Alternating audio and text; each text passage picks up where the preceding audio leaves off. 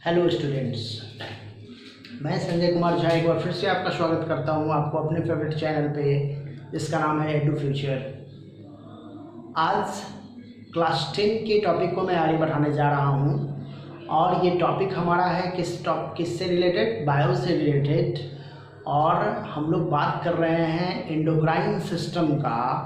और स्पेशली मैंने इसके पहले वाले वीडियो में, अगर आप तो मैं बता दूं, अगर आप इस चैनल पे नए हो तो आप हमारे चैनल को सब्सक्राइब करो और आज आप हमारे प्लेलिस्ट में जाओ। प्लेलिस्ट में आपके लिए स्पेशली क्लास 10 के बच्चों के लिए मैंने केमिस्ट्री, फिजिक्स और बायो का टॉपिक ऑलरेडी दे रखा है। उसमें आप वेरियस टॉपिक को रीड आउट कर सकते हो। ओके, तो और एटलीस्ट पर डे हम लोग 2 वीडियो अपलोड कर रहे हैं, जिसमें एक वीडियो 10 का हो सकता है, 9 का हो सकता है, इवन 8 का हो सकता है, इवन 11 का भी हो सकता है ना। तो इसका नोटिफिकेशन आपको मिलता रहेगा अगर आप बेल आइकन को दबा देते हो। ओके, तो चलिए मैं आज की बात आपसे करने जा रहा हूँ कि आज हम लोग बात करने जा रहे हैं, उसी वीडियो को मैं आगे बढ़ाने जा रहा हूँ, that is control and coordination in human. Specially हम लोग बात करेंगे ये केमिकल कोऑर्डिनेशन का। तो इसके पहले वाले वीडियो में हमने बता दिया था वेरियस टाइप के ग्लैंड्स के बारे में। स्पेशली मैंने बात किया था थायराइड ग्लैंड का, पाराथायराइड ग्लैंड का, थाइमस का और ये एड्रेनल ग्लैंड का। ये सारा टॉपिक मैंने डील आउट कर दिया है। अब जो हम टॉपिक डील करने जा रहे हैं वो है पैनक्रियाज। तो पैनक्रियाज समझते हैं, काफ़ी इंपॉर्टेंट ग्लैंड माना जाता है ये पैनक्रियाज आपके लिए। ओके, तो देखिए पैनक्रियाज, अगर हम लोग पैनक्रियाज को सबसे पहले देखते हैं तो लोकेशन क्या है, पैनक्रियाज का लोकेशन क्या है। देखो भाई, पैनक्रियाज का लोकेशन जो है वो क्या है, लूप ऑफ ड्यूडेनम। ड्यूडेनम जो था ना, आपको याद होगा डाइजेस्टिव सिस्टम में मैंने आपको बताया है कि ड्यूडेनम के जो लूप है ना उसके बीच, उसके अंदर पाया जाता है। तो एट लूप ऑफ ड्यूडेनम है ना, ड्यूडेनम के लूप के अंदर पाया जाता है कौन, पैनक्रियाज। दूसरा इंपॉर्टेंट बात, सेकेंड इंपॉर्टेंट इंफॉर्मेशन क्या है पैनक्रियाज के बारे में, कि इसको हम लोग बोलते हैं मेक्सोक्राइन ग्लैंड, क्योंकि इसका कुछ हिस्सा जो है वो एक्सोक्राइन है और कुछ हिस्सा इंडोक्राइन है। तो इसको हम लोग क्या बोलेंगे, मेक्सोक्राइन ग्लैंड बोलेंगे। ऐसा हम क्यों बोल रहे हैं, क्योंकि इसमें एक्सोक्राइन पार्ट भी है और इंडोक्राइन पार्ट भी है, दोनों हिस्सा कंसिस्ट कर रहा है। एक्सोक्राइन मतलब डक्टेड पार्ट है और उस डक्टेड पार्ट का जो प्रोडक्ट है, उस प्रोडक्ट को हम लोग क्या बोलते हैं, पैनक्रिएटिक जूस। पैनक्रिएटिक जूस, जिसके बारे में मैंने आपको बताया है डाइजेस्टिव सिस्टम में। ठीक, वहीं पे इंडोक्राइन पार्ट जो आप देख रहे हो, ये पूरे पैनक्रियाज का लगभग 1 to 2% हिस्सा होता है। अबाउट 1 to 2% हिस्सा है पैनक्रियाज का जो है इंडोक्राइन पार्ट। और इसको हम लोग स्पेशल नेम भी देते हैं, इसको हम लोग बोलते हैं आइलेट्स ऑफ लैंगरहैंस। क्या बोलते हैं, आइलेट्स ऑफ लैंगरहैंस बोलते हैं हम लोग इसको। तो ये मेरा जो है वो क्या है, एंडोक्राइन पार्ट है। ओके, बात क्या है, 1 to 2%। पूरे पैनक्रियाज के अंदर जो सेल्स पाए जाते हैं ना, उसका 1 to 2% यही होता है।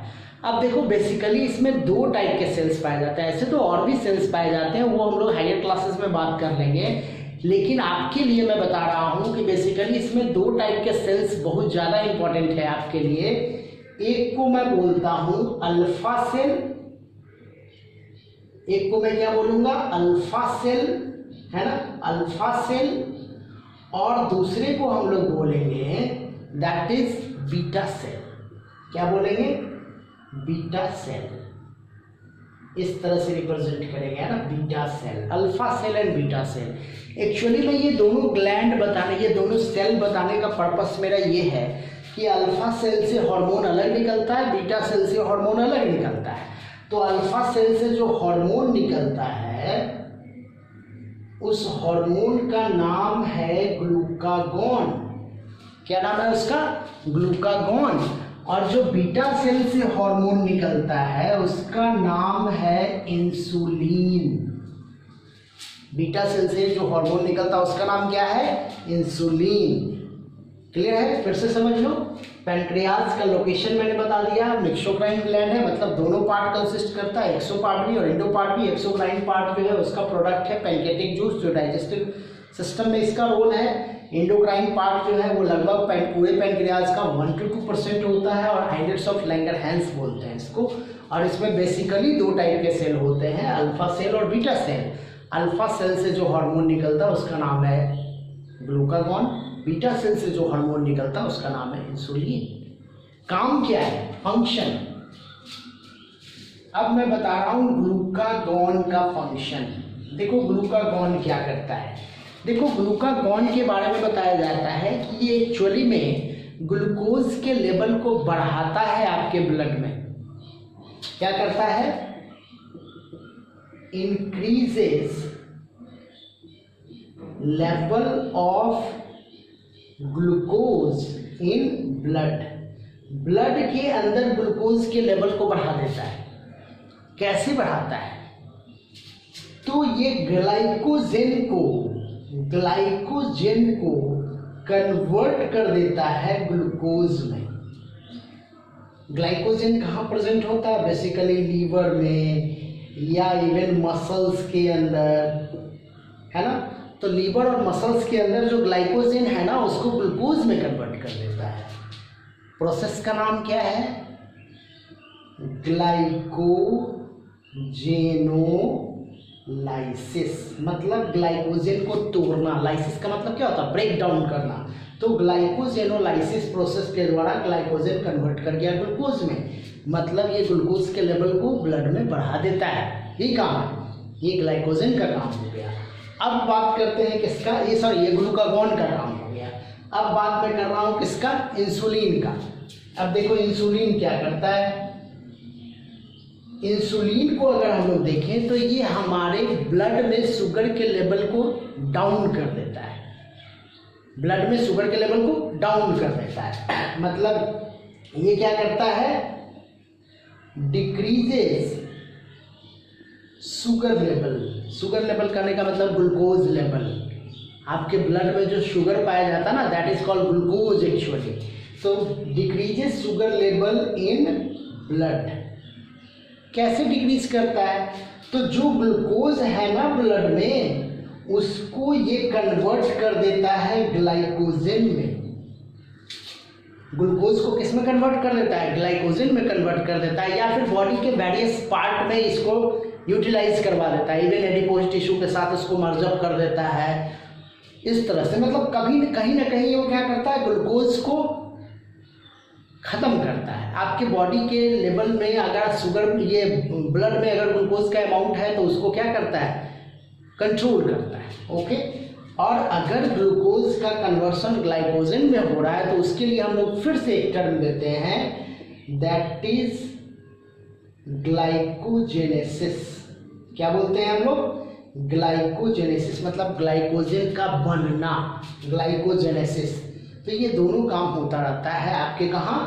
पैनक्रियाटिक सेल से, पैनक्रियाज का जो एंडोक्राइन पार्ट है उसके सेल से, और आपके बॉडी में शुगर लेवल जो है वो मेंटेन्ड रहता है। क्लियर है बात? अब आगे बात कर रहे हैं हम लोग कि what happens if there are some disturbance. वाह, क्या होगा अगर कुछ ऐसा हो जाएगा तो प्रॉब्लम होगा।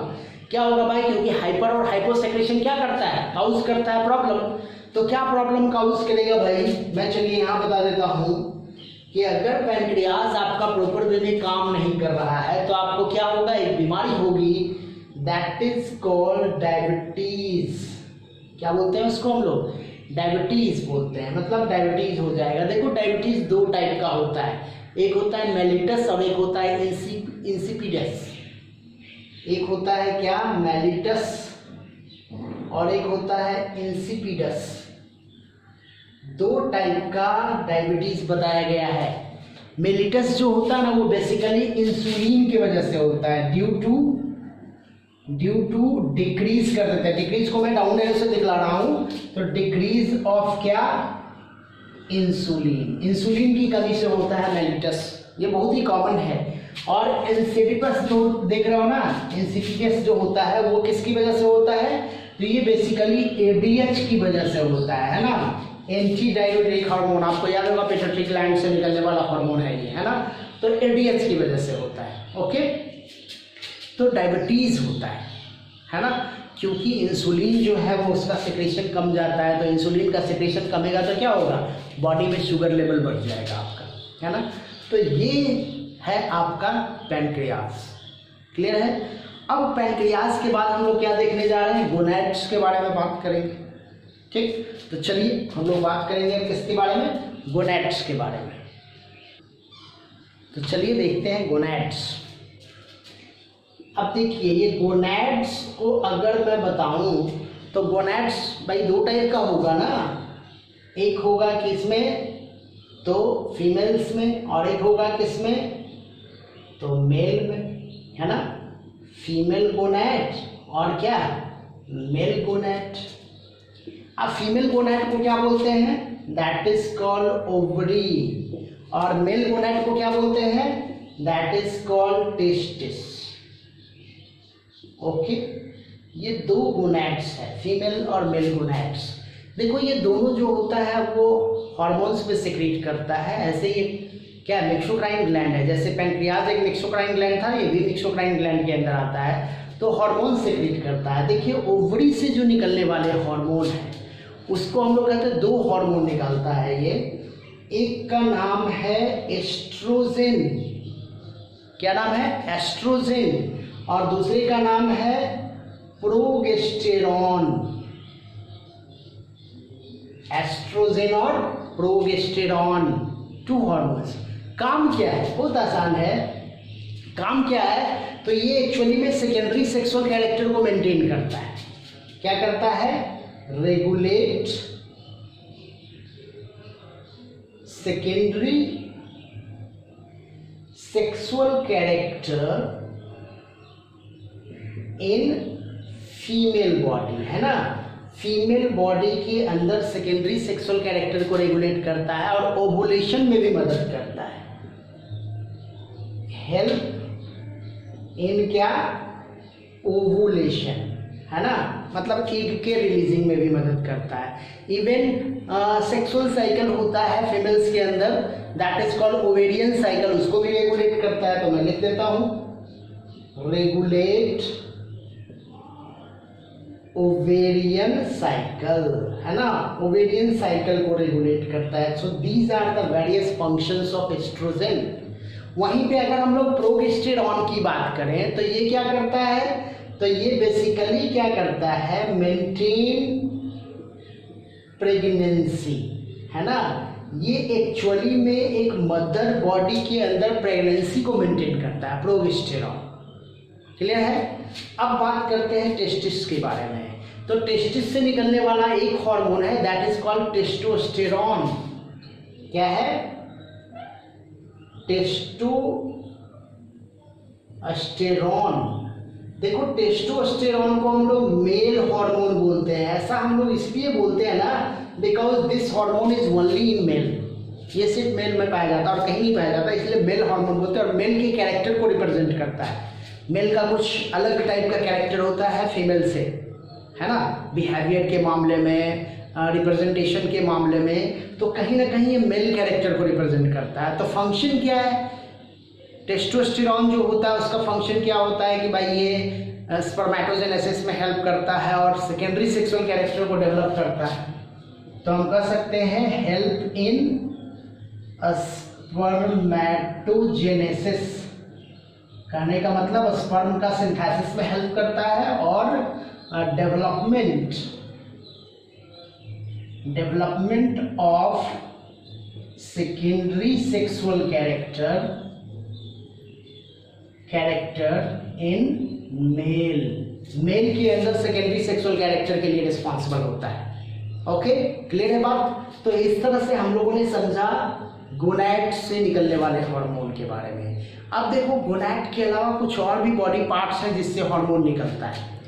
जैसे प्लेसेंटा भी हार्मोनल एक्शन करता है कभी कभी, है ना, कभी कभी क्या, जब प्लेसेंटा डेवलप होता है, एक्चुअली में एक प्रेग्नेंट वुमेन में प्लेसेंटा डेवलप होता है और प्लेसेंटा से भी कुछ हार्मोन निकलते हैं, जैसे रिलैक्सिन हो गया, HCG हो गया, HPL हो गया, ये सब आपको हायर क्लास में पढ़ना, मैं थोड़ा सा आपको इसके बारे में बता रहा हूँ। उसी तरह से मैं लिख ही देता हूँ प्लेसेंटा, है ना, ये हमेशा प्रेजेंट है, ये टेम्पोररी है, ये कैसा ग्लैंड है, ये टेम्पोररी ग्लैंड है ना। और इससे जो निकलने वाला हार्मोन है वो एक्चुअली दो हार्मोन आपको मेन रूप से समझना चाहिए, HCG और HPL। देखिए दो हार्मोन निकलता है, ह्यूमन कोरियोजेनिक गोनाडोट्रोपिन, क्या बोलते हैं इसको, ह्यूमन कोरियोजेनिक गोनाडोट्रोपिन। देखिए यही वो हार्मोन है जो प्रेग्नेंट वुमेन के यूरिन में आता रहता है, और इसी से हम लोग टेस्ट करते हैं प्रेगनेंसी का। यही हार्मोन जो होता है प्रेगनेंसी यूरिन के से या फिर ब्लड के अंदर इसका अमाउंट बढ़ जाता है प्लेसेंटा बनने की वजह से एक प्रेग्नेंट वुमेन में, तो इस हार्मोन को डिटेक्ट किया जाता है आइदर इन द यूरिन और इन द ब्लड, और इस तरह से प्रेगनेंसी टेस्ट कंफर्म किया जाता है। ओके, यही वो हार्मोन है, ठीक है ना। और ये क्या हो गया, ह्यूमन प्लेसेंटल लैक्टोजेन, क्या हो गया, ह्यूमन प्लेसेंटल लैक्टोजेन। ओके, तो ये हो गया प्लेसेंटा के बारे में। और भी मैं बता देता हूँ, जैसे हार्ट से एक हार्मोन निकलता है, मैं यहाँ लिख देता हूँ, हार्ट से एक हार्मोन निकलता है, दैट इज ANF। क्या नाम है, ANF, that is atrial natriuretic factor, atrial natriuretic factor. देखो यही इसका फुल फॉर्म है, ये ब्लड प्रेशर को रेगुलेट करता है। क्या करता है, regulate blood pressure in kidney, specially kidney के ब्लड प्रेशर को रेगुलेट करता है। ओके, बहुत इंपॉर्टेंट हार्मोन माना जाता है ये। उसी तरह से देखिए किडनी से भी एक हार्मोन निकलता है, बहुत इंपॉर्टेंट है, दैट इज इरिथ्रोपोएटिन। क्या निकलता है, इरिथ्रोपोएटिन, ठीक ना। ये इरिथ्रोपोएटिन जो है ना, ये एक्चुअली में आरबीसी को बनाने में हेल्प करता है, हेल्प टू सिंथेसाइज आरबीसी, है ना। अगर ये किडनी, जिन लोगों का किडनी फेल कर जाता है ना, उनमें ये दोनों प्रॉब्लम शुरू हो जाता है। जनरली उनका ब्लड प्रेशर हाई होता है ANF की वजह से, और इरिथ्रोपोएटिन बनता नहीं है, तो कहीं ना कहीं ब्लड का कमी होना शुरू हो जाता है उन लोगों में। ये बहुत ही कॉमन चीज़ है। ओके, तो ये दोनों हार्मोन भी काफ़ी इंपॉर्टेंट है। ऐसे आपके सिलेबस में ये नहीं डाला हुआ है, लेकिन थोड़ी सी आपको मैंने जानकारी को इनहेंस कर दिया है। ओके, तो इस तरह से हम लोगों ने समझ लिया पैंक्रियाज और किसके बारे में, गोनैड्स के बारे में। और इस तरह से हमारा जो है ये फिनिश हो रहा है, that is human endocrine system, है ना। ये टॉपिक आपका फिनिश हो गया। आप इस सारे टॉपिक को रिवाइज करो, वीडियो को पॉज करके आप नोट्स में डेवलप कर सकते हो उसको, काफ़ी इंपॉर्टेंट रहेगा आपके लिए, ये काफ़ी इंपॉर्टेंट होने वाला है ये सारा वीडियो आपके लिए। और इन्फॉर्मेशन जो मैंने आपको इस वीडियो में प्रोवाइड किया, ये भी आपके लिए बहुत इंपॉर्टेंट है। इवन आप बेसिक लेवल से देखो और इवन आप एडवांस लेवल से देखो, दोनों केस में आपके लिए इम्पॉर्टेंट है वो। ओके, तो बहुत बहुत धन्यवाद आप लोगों का इस चैनल पे बने रहने के लिए और आपका साथ देने के लिए। Thank you.